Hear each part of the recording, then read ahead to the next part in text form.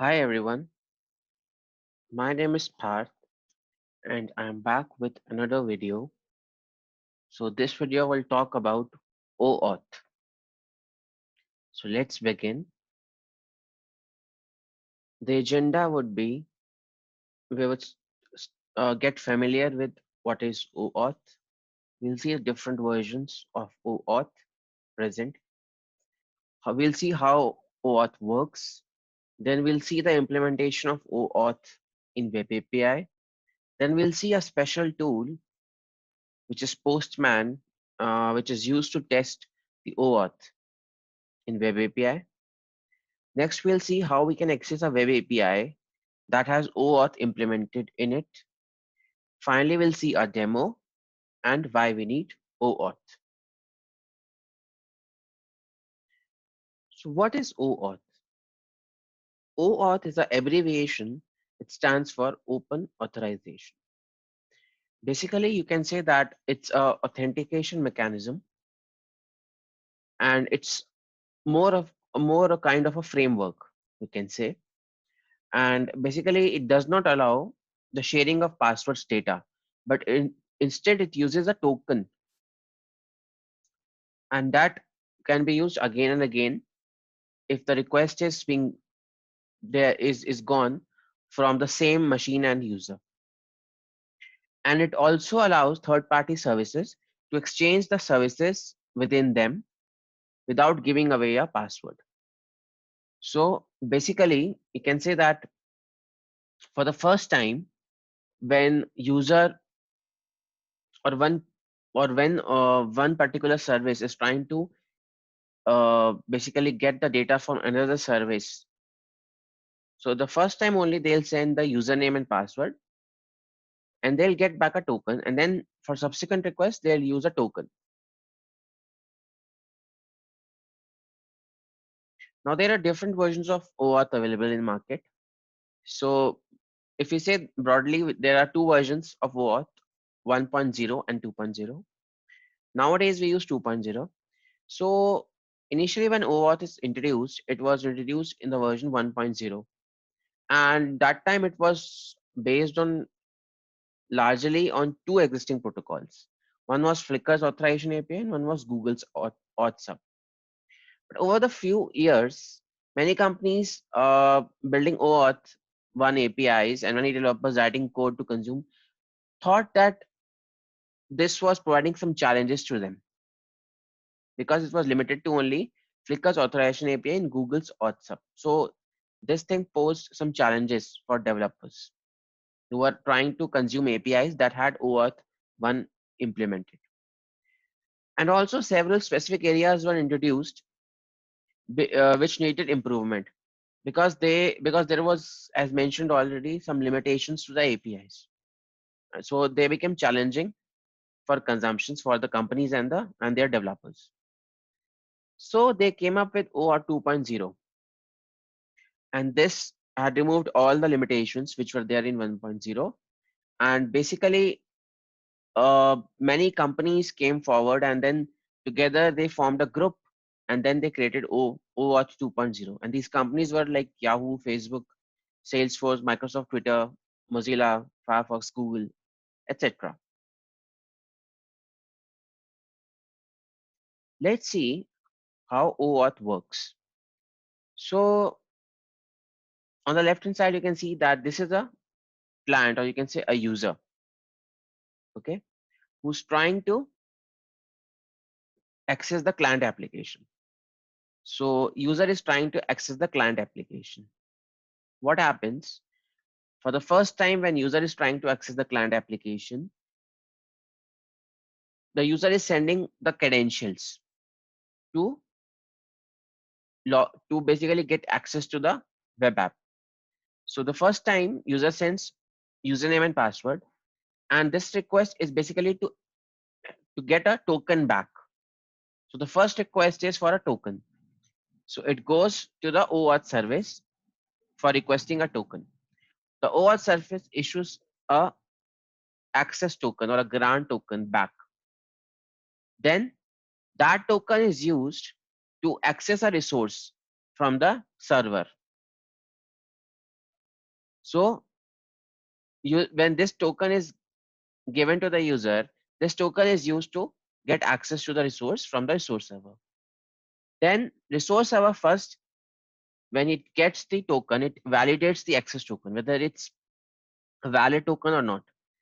If it's valid, if it responds back to the resource server that okay, it's a valid token. And then since it's a valid token, the resource is accessed through the web app and it is getting rendered to the user's machine.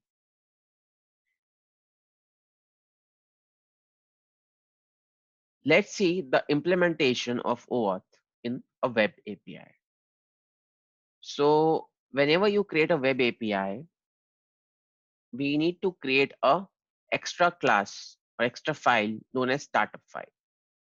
So startup file is one which gets executed when you try to run a web API. It is the first file that starts getting executed. So here in the startup file, we have a method. You can see here configuration. And it is basically, you can say, using a iApp builder interface. So this iApp builder interface is used because it supports multiple, you can say, methods and properties which we use in implementation of OAuth in our web API. So you can see that we are enabling the course also here using the use course method. Then what we are doing is we are creating a instance of OAuth authorization server options. So this is basically a class, and we need to specify some values for our token, like whether we'll allow HTTP or not. What is the path or what is the endpoint for token, which will be visible to our web apps or our clients? What is the expiry time of our token?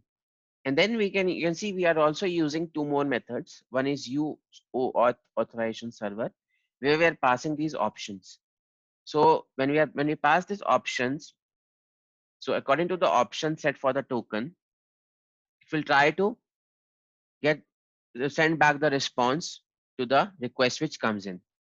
And then here we are using the use OAuth bearer authentication.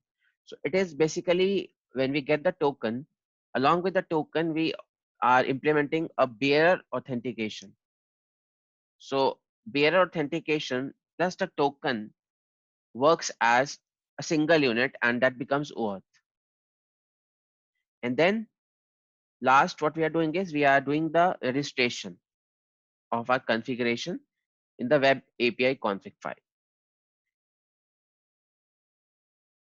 Next is another file which we create, my authorization server provider.cs. You can give any name to this file. So this file basically inherits OAuth authorization server provider, which is a class and which has two methods: validate client authentication and grant resource owner credentials. So here in our this attribute class which we have created, which is my authorization server provider, we are overriding those two methods. So the first method takes the context. Context means the credentials which user sends for the first time to have to get back a token. So it's using the validated method. So once it's validated, and if it's true, it goes to the grant resource owner credentials. Here you can see we are calling a method authenticate user using AD group. So it's like the user which is trying to log in the application is first of all authenticated, whether is this particular user belongs to a group or not. And then if its user is not valid, it the user will get a screen of unauthorized or unauthorized exception. But if it's a valid user, then you can see we are using a claims identity class, and inside that we are passing the authentication type, what type of authentication type we have, and we are also, you can say, adding a name and a role. So if a user is valid, so we are basically adding the username and we are assigning a role of admin, and we are storing that, and then we are validating it using the context dot validated method. And this is finally the API controller. So you can see we have a API controller, which whose name is authentication controller, and it's basically has a method get resource one, and you can see we are using HTTP get and a route. So it's example of attribute routing, right? And then we are using that authorized attributes which we created, and we're giving the roles of admin. So a user who is having the role of admin, only that user can have access to this controller's method, which is get resource one. So here, what we are doing is we are getting the user identity, basically getting the name of the user who is logged in, and then printing a value hello and the name of the user. So this is our authentication controller.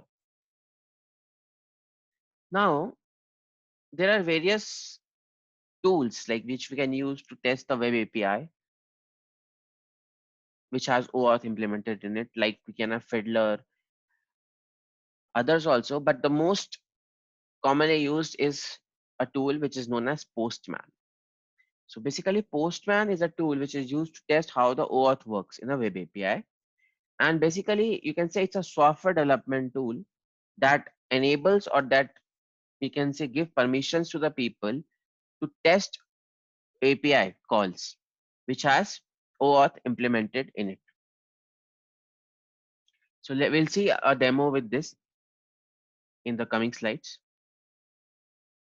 So you saw that we created a web API that has OAuth implemented in it. Now, in order to access that web API, what do we do? So if you remember the working of OAuth, how it works. So the first, a user gets a token when he sends the credentials when he is requesting for the resource for the first time. So first, the first request he gets a token, and then for the subsequent request, he sends that token and gets the data or the resources from the server. And then he can use those resources or data and process that as he wants. So you can say here we are taking example of a simple console application which has a main method, right? So first is we are calling a get token method. So this will get us a token from the web API. That token we are storing in a variable, it's a string value, and then we are passing that token in a second method get data, which will get us the data back from the controller. And then whatever you want to do, you can do with that data. In our case, we are just printing that data. So these is the first method, get token, in our console application. So here, what we are doing is we are creating a, we can say a web request instance, and using the create method, we are calling the web API token to basically to get the token from the web API. So it's a post method. So you can see we are passing the username and password from our configuration files, and we have to specify this here, grant type is equal to password. So when we do this, on the right hand side, you can see we are getting a response back. So in this response, we get back the token. Then in the finally, we are returning back the token to the method, which is calling this method get token. The second method, we are passing that authorized token, which we get in the first step. And then again, we are calling the controller and the action result method. You can see here authentication slash resource one.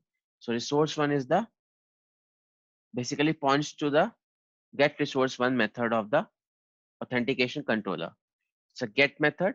So you can see we are setting the authorization header as bearer, and followed by a space, we are giving that authorized token. So when we send this a get request to the server, it will validate whether this token is valid or not. If it's valid, it will get back a response with the status of 200, which means it's getting back the data from the server. And then we are returning that data, and then we are finally printing that. So let's see how we can use Postman to test our calls to our web API. So you can see here, you're passing the user credentials in the body, username, password, and grant type as password. Okay, and you can see in the top we have this URL basically, which is, you can say, having a token, and then this token basically is a path to get the token back. So you can see down, it generates a token for us, and the token type is bearer. Now we'll copy this token and we'll go to next step. So here you can see the URL. We are getting the data from the controller. Now we are writing in the headers bearer space the token value, and once we click send, we'll get the data. As you can see down, it's in the JSON format. Finally, it's a demo how we consume a OAuth based API in our console application. So you can see in the top, we are getting the value of the token, and then when we are sending that token to get the resources, we are getting the data from our controller. So we already have so many authentication like basic Windows. Why do we need OAuth then?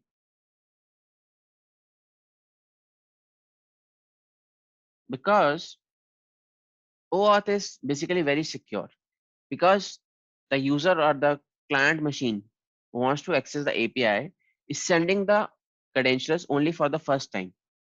And then an access token is provided to that client machine or user for a specific period of time until its expiry date. And then the user or the client can use that access token to call that REST web API.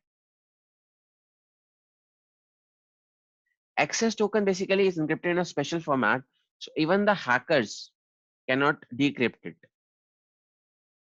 Also, OAuth has the ability to share data for users without having to release personal information like their credentials again and again. And also, it's easier to implement and provides a stronger authentication mechanism. So that's all from my end. I hope you have got a basic understanding about OAuth, what is OAuth, and how we can use it in our web API and how to test that. So this is it from my end, and I will see you in some another video. Thank you.